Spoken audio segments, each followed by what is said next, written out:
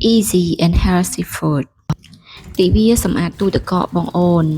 clear បន្លែចាស់ចាស់ចេញថ្ងៃមុនធ្វើទឹកគ្រឿងហើយនឹងស្លកកដល់ពេលចឹងទៅនៅសល់បន្លែខៀវខ្លះមានដូចជាផ្ទីជាមួយនឹងស្លឹកបាសហើយនឹងមានស្ពៃកញ្ញាញ់ខ្លះដែរប្រភេទពួកបន្លែអស់ហ្នឹងយើងទុកវាអត់បានយូរទេអញ្ចឹងបើមាននៅក្នុងទូទឹកកកអីមួយថ្ងៃពីរថ្ងៃអីអាច clear វាចេញធ្វើម្ហូបញ៉ាំឲ្យអស់ទៅកុំទុកឲ្យវាសល់នាំតាខូចវាខាតលុយអញ្ចឹងណាសម្រាប់ខ្ញុំថ្ងៃនេះខ្ញុំយកវាមកស្ងោរជាមួយនឹងហៀបប៊ីយឺហ៊ឺ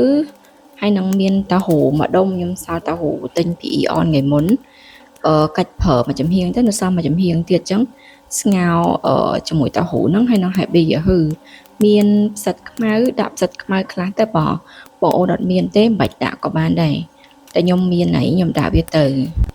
ម្ហូបមួយមុខនេះគឺងាយស្រួលណាទោះជាយើងអត់មានរបស់អីដែល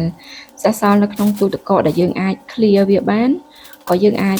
ទិញវាយកមកធ្វើបានដែរអត់អស់លុយច្រើនទេបើបងអូនអត់មានតាហ៊ូទុនដូចលក់នៅអ៊ីអនបងអូនអាចទិញអាតាហ៊ូនៅផ្សារក៏បានដាក់តាហ៊ូពងមាន់ណោះយើង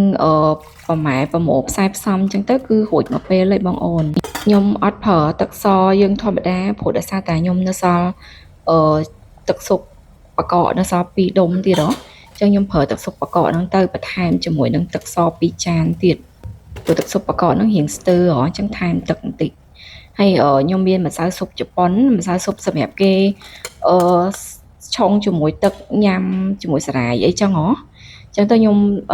មានមកកញ្ចប់ទិញសាកពីអ៊ីអនមកចឹងខ្ញុំចង់សាកមើលដាក់ទៅមានអីបងអូនឆ្ងាញ់តាយើងដាំទឹកស៊ុបយើងនឹងឲ្យពុះទៅបន្ថែមជាមួយនឹងទឹកសដូចឃើញយើងខ្ញុំដាក់នៅក្នុងវីដេអូហ្នឹងចឹងតបមកយើងបង់គ្រឿងរបស់យើងចូលទៅមានហេប៊ីយឺហ៊ឺមានសារាយសមុទ្របន្ថែមរសជាតិអីហ្នឹងហើយ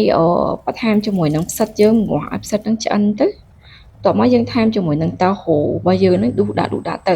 បងអូនចង់ចិត្តជារូបជារាងអីក៏ចិត្តទៅតែខ្ញុំខ្ជិលណាស់ឆាប់បានញ៉ាំយកសាភាហ្នឹងដួសដាក់ហ្មងទៅឆាប់ហើយឆាប់បានញ៉ាំហើយសម្រាប់គ្រឿងរសជាតិវិញដូចជាអំបិលស្ករអីហ្នឹងទឹកត្រីអីហ្នឹងអត់មានដាក់ទេបងអូនខ្ញុំអត់មានដាក់អំបិលនិយាយទៅគឺអត់មានបន្ថែមគ្រឿងរសជាតិហ្មង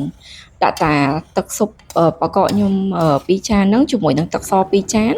ហើយថែមជាមួយនឹងម្សៅស៊ុបជប៉ុនមួយកញ្ចប់ហ្នឹងមកគឺថារសជាតិគឺល្មមមែនតែនហ្មងខ្ញុំអត់មានថែមគ្រឿងអីទៀតទាំងអស់គឺថាដាក់តែប៉ុណ្្នឹងបង់សាច់បង់បន្លែគឺរួចរាល់ហ្មងលឿនមែនតែនមិនដល់10នាទីផងនឹងធ្វើហើយសឡមួយចានមួយឆ្នាំងហ្នឹងថែមតាមម្រេចម៉ត់តិចមកគឺរួចរាល់ហើយបងអូនអាចទុកជាតុកទទួលទានបានហើយថែមតែទឹកត្រីបុកឬក៏ទឹកជ្រលក់ស៊ូគីស៊ុបតិចមកបានហ្មងព្រោះយើងត្រូវជ្រលក់មួយផ្សិតមួយអីហ៎បើបងអូនញ៉ាំសាបមិនបាច់មានទឹកជ្រលក់ក៏បានដែរញ៉ាំតែប៉ុណ្្នឹងទៅគឺល្មមមែនតែនហ្មងហើយញ៉ាំបាន2នាក់ប៉ុណ្្នឹងគ្រាន់តែអីវ៉ាន់ clear នៅក្នុងទូទឹកកកហើយនឹងគ្រឿងទេសដែលយើងមានស្រាប់នៅក្នុងផ្ទះហ្នឹងតែប៉ុណ្្នឹងគឺរួចមកពេលហ្មងបងអូនកុំភ្លេចសាកធ្វើញ៉ាំណាងាយស្រួលរសជាតិឆ្ងាញ់ហើយល្អសម្រាប់សុខភាពទៀតម្ហូបស្រាលអញ្ចឹងទៅស្រួលខ្លួនចាបងអូនពីខ្ញុំទៅថ្ងៃនេះមានតែប៉ុណ្្នឹងទេអរគុណច្រើនសម្រាប់ការទស្សនាជួបគ្នា content ផ្សេងទៀតណាបាយបាយ